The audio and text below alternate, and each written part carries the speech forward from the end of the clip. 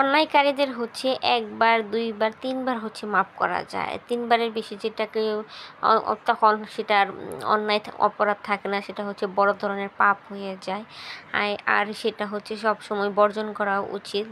কারণ মানুষের প্রথমবার যদি করে সেটা ভুল হয়ে যায়, দ্বিতীয়বার করলেও মাফ করা যায়, তৃতীয়বার করলেও মাফ করা যায়, কিন্তু চতুর্থবার থেকে সেটা হচ্ছে আর মাফ করা যায় না। আর সেটাকে সুন্দর ভাষায় হচ্ছে বুঝিয়ে দিতে হয় যে আসলে এটা ভুল হয়েছে বা এটা আপনার ভুল ধারণা। কারণ মানুষকে বারবার মাফ করতে গেলে হচ্ছে দেখা যাচ্ছে যে তখন সে এটা তার অভ্যাসে পরিণত হয়ে যায়। আর বারবার তো মানুষকে মাফ করা যায় না, তাই না? আর যেখানে হচ্ছে সম্মান থাকবে না, শ্রদ্ধা থাকবে না, ভালোবাসা থাকবে না, সেরকম জায়গায় হচ্ছে না যাওয়াই ভালো এবং নিঃসন্দেহে চলে আসা ভালো। আর আপনি হচ্ছে শত খারাপ লাগার পরেও আপনাকে সেই মানুষগুলোকে বর্জন করতে হবে যে মানুষগুলো হচ্ছে আপনাকে মনে কষ্ট দিয়েছে, আঘাত দিয়েছে। কথার তৃষ্ণাতে আপনি মরে যাবেন, তারপর হচ্ছে এরকম মানুষের সাথে দ্বিতীয়বার মিশতে যাবেন না। দরকার হলে একাকিত্ব থাকার চেষ্টা করবেন, কিন্তু অন্যায়কারীর সাথে কখনোই মিশতে যাবেন না। কারণ এসব মানুষ হচ্ছে সাপের চেয়েও ভয়ঙ্কর। সবল দিতে হচ্ছে দ্বিতীয়বার একবারও ভাববে না, পিছু পাওয়া হবে না। আর এইসব মানুষ থেকে সবসময় দূরে থাকাই ভালো।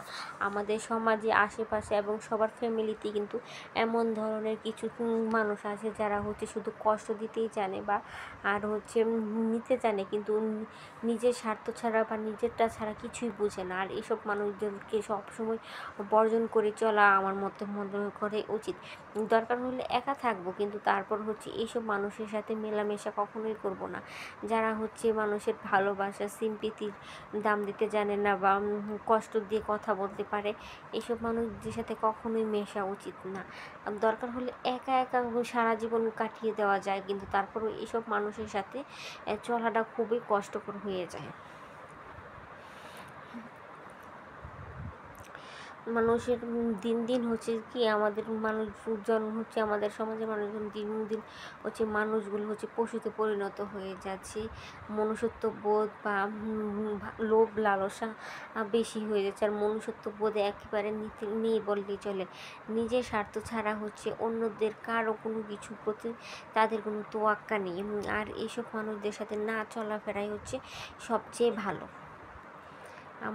মানুষের সাথে যে কীভাবে এরকম অন্যায় অবিচারমূলক কাজগুলো করতে পারে শুধু তারাই জানে। সেই জন্যই আমি বারবার বলছি যে নিজের সাথে হয়ে যাওয়া ঘটনা থেকে একটা শিক্ষা নিলাম যে এর দরকার হলে একা বসবাস করবেন, তারপরেও হচ্ছে এইসব মানুষের সাথে চলাচল করবেন না যেসব মানুষগুলো হচ্ছে আপনাকে সবসময় কষ্ট দিবে, আঘাত দিবে। আর আপনাকে ভালোবাসবে তো দূরের কথা, আর আপনার সাথে কীভাবে সুযোগী সদ্ব্যবহার করা যায় সেই জিনিসগুলোকে খেয়াল রাখবে। সেজন্য স্বার্থপর লোভী মানুষদের সাথে কখনোই মেশা উচিত না। এটা আমি আমার অভিজ্ঞতার থেকে বলছি। কার কেমন অভিজ্ঞতা হয়েছে সেটা তো জানি না। আর আমার ভিডিওগুলো ভালো লেগে থাকলে কিন্তু অবশ্যই আমার পেজটাকে ফলো দিবেন।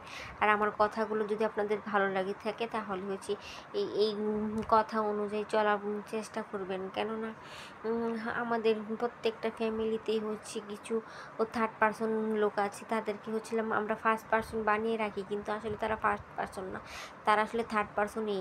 থার্ড পারসন না হলে হচ্ছে নিজের লোকদের সাথে এরকম খারাপ ব্যবহার বা আচরণ কখনোই করতে পারে না। আর এইসব মানুষদের কারণে হচ্ছে আমাদের কষ্ট পেতে হয়। সো এরকম মানুষের সাথে না চলাচল করাও ভালো, তাদের থেকে কষ্টটা না পাওয়া ভালো। শুধু শুধু কেন নিজের খাইয়ে পরের বনের মুষ তাড়াতে যাবো আর বা তাদের কথা শুনে নিজেকে কষ্ট দিয়ে যাবো। এর চেয়ে ভালো না যে নিজের একা একা চলাটাই সবচেয়ে উত্তম মনে করি আমি।